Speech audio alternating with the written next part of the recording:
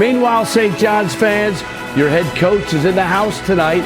We'll talk to Rick Pitino about the Johnny's chances in the final 2 regular season games, the Big East tournament, and beyond.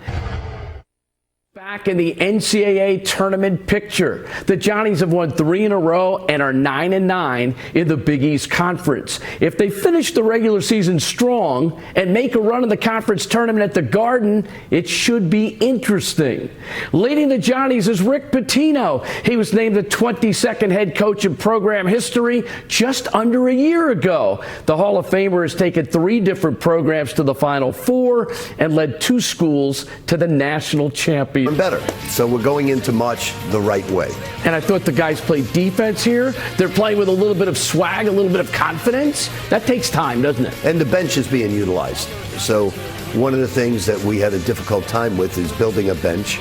And Dingle's getting better. Ledlam's getting better. Simeon Wilson's getting better. Glenn certainly had a great game. Glenn Taylor had a great game in both contests, Creighton as well as Butler. So you've been in the news a lot lately.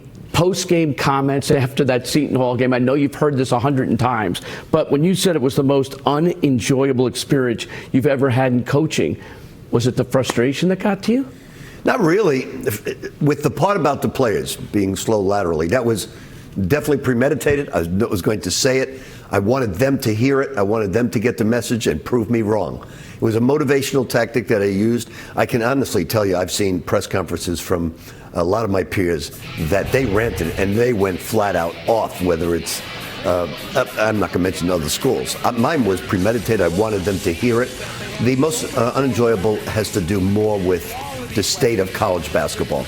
It is very unenjoyable. I don't like it. It's something I'm not used to, but something I have to deal with because it's here to stay. Did your wife, Joanne, call you out when you used things like we're unathletic and slow laterally? Was she mad at you? She mentioned it to me, but there's nothing wrong with that because Jokic and Larry Bird were slow laterally. They're pretty good basketball players. I would think so. Yeah.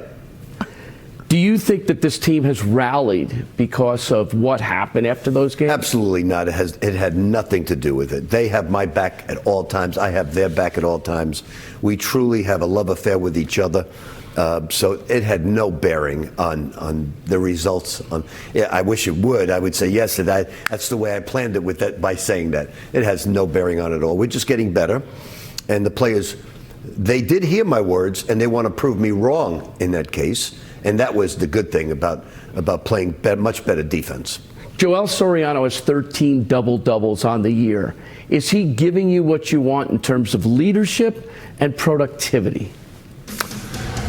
Well, first let me just say that if you play 30 minutes and you're 6'11" and you're talented like he is, I would think you're going to get a double-double. So that's very unimpressive to me. But he is a good leader. He is a good captain. Certainly he's capable of even playing better. And we hope he's rounding into that type of form. But double-doubles, now if you get a triple-double with either block shots or assists, that's damn special. What about for a big man? Right. What about Danis Jenkins? He leads you in scoring, assists, and steals, and probably consistency. And work ethic. And he's gone this way, which is what you want to see. He's had a phenomenal year.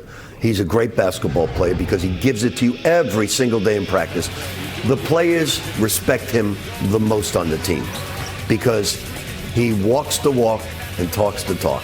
He never backs down. He gives you 100% every practice, 100% every meeting, 100% every game. Did you think he would grow in this fashion going from Iona to St. John's? There wasn't a shadow of a doubt.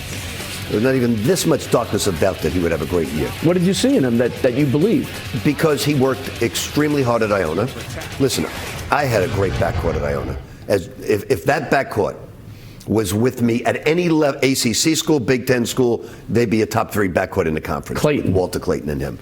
So he did it at Iona. There was no reason why he wouldn't do it because he's not slow. He's very good athlete. He's 6'3". He shoots it well. He passes well. He's a player with great tenacity. You embrace defense. In 1987, Bill Russell came in. He was the head coach of the Sacramento Kings. And he said to me, any player who's a good basketball player can be a good defensive player. Does that resonate with you in any way? I think basketball has evolved. Like you just witnessed the Celtics against the Warriors scoring 80 points at halftime. So, look, defense it's either the NBA basketball players unstoppable today, and their rules are such you can't stop them, or they're not playing the defense that they did in the 80s. So, right now in college basketball, it's totally different. If you're not a great defensive team, your chances of moving on in the tournament are not great. Now, there is one team that's proving a lot of people wrong, and that's Kentucky. They're outscoring you with great numbers. They'll give up 95 points in a game, but they'll score 110. So they're trying to go the opposite way. It'll be interesting to see how they do. You have DePaul away, Georgetown at home, and then the tournament, the Big East tournament. You think you can make a run? I don't know. I'm doing what I've always done. I'm taking it one practice at a time, one game at a time, and my teams have been on some great runs in March.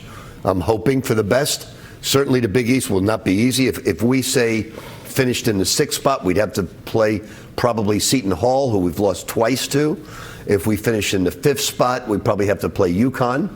So there's no matchup that's easy, but we think we're playing good basketball right now, and that's the most important thing, not who you're playing. So what's your final message here tonight to St. John's Nation? I don't know. I'm saying my prayers at night before I go to bed. I brush my teeth, say my prayers, and hope for the best. Look, this is our first year. We have all new players who have come together closer, have gotten better and better and better. And that's what you look for going into March. We've played a good schedule this year. We're peaking at the right time. So I'm very optimistic, but I'm still saying my prayers. And you want the fans, though, to know how much you care about this program. Well, I think they know that. I think they see the way I coach on the sidelines. I think they see the effort I put in practices from 4 individual instructions every day to the afternoon. So when I say I'm unhappy with the state of college basketball, it's not St. John's. It's not my team.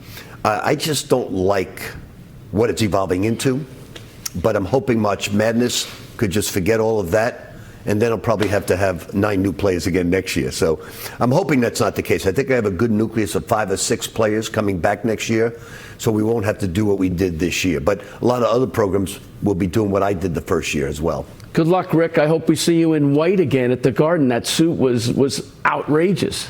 Well, you won't see me in white. You'll see me in a suit. But I'm hoping for the best. The Big East tournament is probably the most fun I've ever had as a coach. It's as good as even March Madness. So the Big East is a lot of fun. Thanks, Coach. Thank you.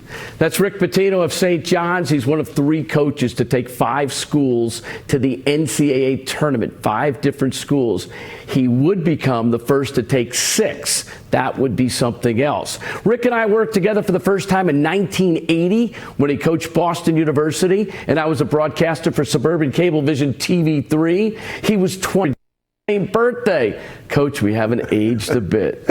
Coming up next, the legendary